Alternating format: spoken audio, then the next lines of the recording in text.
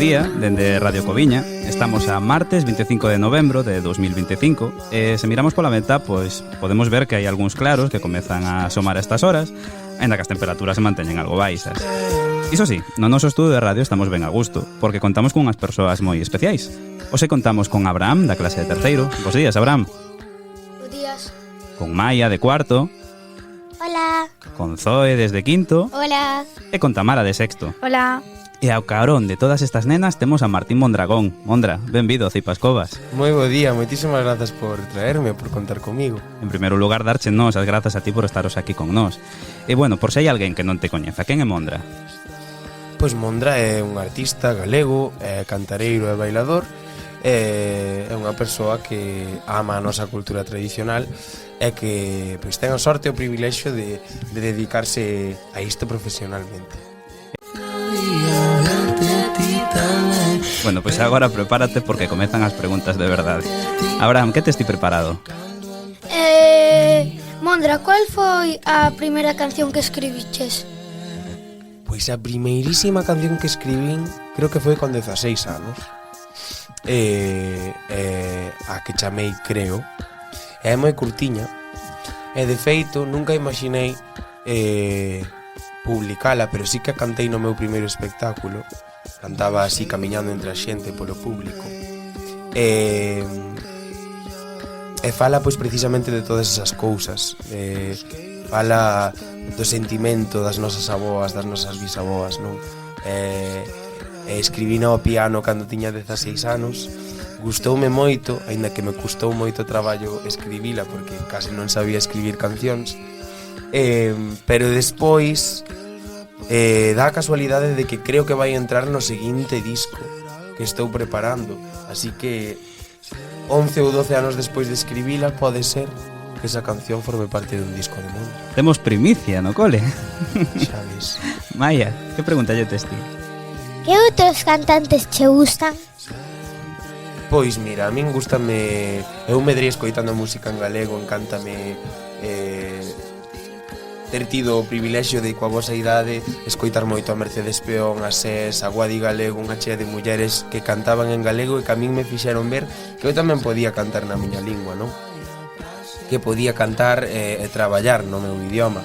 Pero o día doxe hai unha muller que me gusta moito, a parte da Rosalía galega, a Rosalía catalá está facendo algo que me gusta moito, así que é unha desas inspiracións grandes a día de hoxe.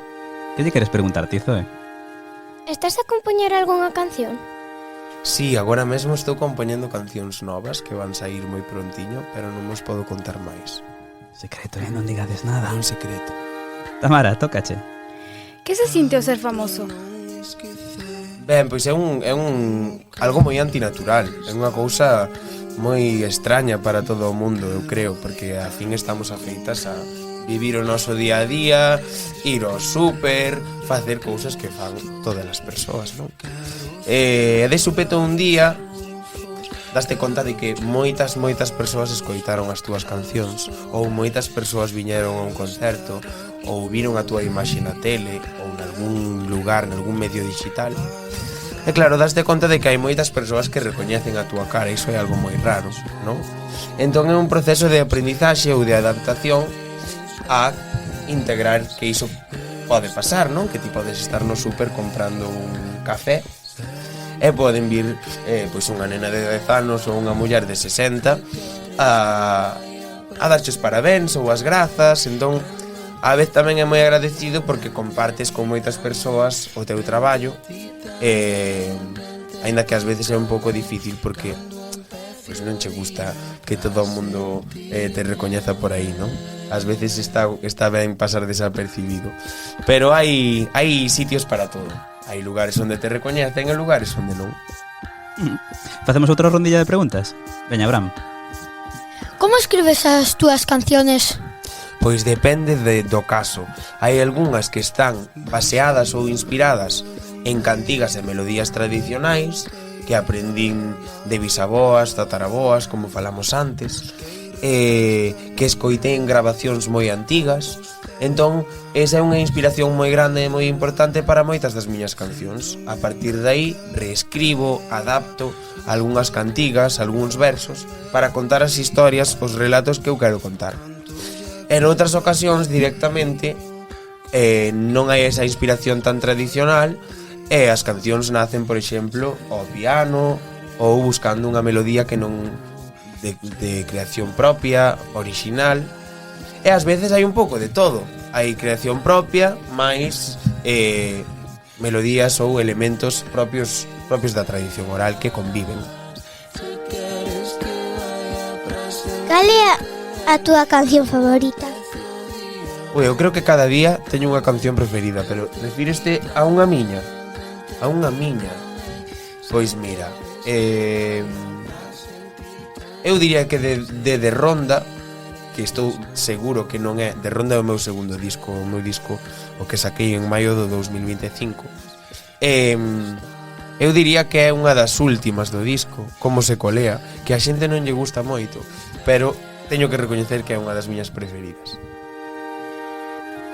Tes algunha anécdota de algún concerto? Hai si anécdotas nos concertos, hai moitas, claro. Vos pensade que tocar ou cantar en directo é unha experiencia moi arriscada, onde sempre pasan moitas cousas, non? Pero a fin tamén é o bonito de sentir que é algo que está pasando só esa vez, non? Só esa vez con ese número de persoas ou con esas persoas en concreto. Eu que sei, teño caído de cu no escenario, teño esquecido a letra, sí? Por exemplo, omitir unha parte enteira da canción, deixar soar a instrumental porque eu non sabía que parte viña, porque esquecín ou porque estaba pensando noutras cousas. A fin hai moitísimos estímulos que están pasando e ás veces pois despistas un pouco, non? Por iso hai que ensaiar moito para que estas cousas non pasen. Se poides facer unha colaboración con calquera persoa do mundo, con quen sería? Pois mira, teño moita gana de facer colaboracións con persoas ou grupos ou proxectos que, como a min, se relacionan coas músicas tradicionais pero de outros lugares, non só aquí galegos, senón coa cultura tradicional de Euskal Herria, de Cataluña, do País Valenciá. Entón, bueno, non podo dicir moito, pero por aí vai a cousa. Veña, Abraham. Sodes máis músicas na túa familia ou músicos? Pois mira, a única referencia de persoas músicas na miña familia é a miña bisaboa.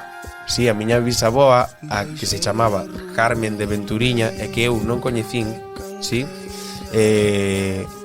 pois din que era a mellor tocadora e cantadora do lugar de Cordeiro, que está en Valga, si, non moi lonxe de aquí, en realidade.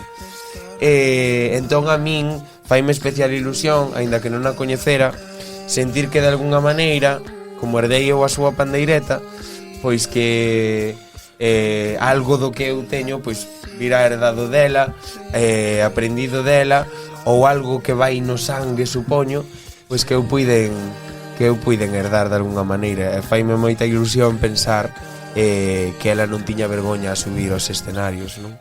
Aínda que a súa familia pasara algo de vergoña cando ela subía, pois ela non tiña vergoña e cantaba moi forte cando subía ao escenario, así que eu sinto que fago o mesmo ca ela. É duro o teu traballo? Pois mira, o meu traballo é maravilloso. Como en todos os traballos hai cousas máis difíciles e cousas máis fáciles, non? En xeral é un traballo moi agradecido, primeiro de todo porque é o traballo que eu quero facer. Entón, cando traballas do que queres, pois é algo moi importante para unha persoa. Sí que hai días moi difíciles, días onde non che apetece tanto subir ao escenario, a mellor, ou días onde non che sae tan facilmente cantar ou facer as cousas o ben que podes, pero pouco a pouco, aprendendo dos erros, pois tamén vas tendo máis ferramentas para sobrelevar os días máis duros ou os días máis difíciles. Como fixeches para chegar onde estás? Pois traballando moito. E despois tendo moitísima sorte, tendo a sorte de que moitas persoas escoitaran as miñas cancións xa desde o principio, dende hai 4 anos. Entón, é un conxunto de moita sorte e un conxunto de moito traballo, non? É un traballo moi duro no sentido de que hai que traballar moito para poder facer cancións, para poder preparar un espectáculo, pero é un traballo moi agradecido. Hai algunha canción coa que te sintes máis identificado?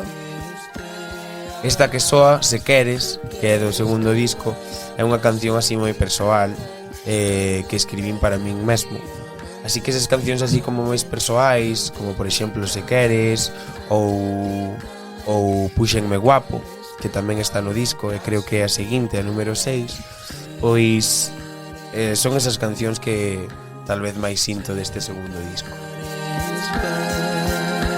Bueno, esa para ir rematando, así a modo de encerrona. De todas as cancións que temos no cole, temos unha que é a favorita. Cantaríasnos un trociño de Vale Máis un Canciño? Por suposto que sí. A ver, se a sabedes, podedes cantala baixiño comigo. Di: unha noite fun de ronda, non me despedín de ti, só daquel canciño lindo que corría atrás de mí. Detrás de mí. Quixomo comprar un vello emigrado en Mataró, deume 25 pesos e unhas botas de charol. De Xarol. E cando puxen esas botas, unha dama me sentín co meu mantón de Manila e os peteiros en carmín, en carmín. E as botas xa me romperon e o diñeiro xa se acabou, xa se acabou. E vale máis ter un canciño que unhas botas de charol. De Xarol. Moi ben, bravo. Aí estamos. Moi ben. Que ben, moitas grazas. Bueno, pois Mondra, unha vez máis, foi un placer terte aquí hoxe con nós e ata sempre. Moitísimas grazas por bailar tanto comigo hoxe e por entrevistarme tamén. Foi un placer estar aquí con vos en mi año.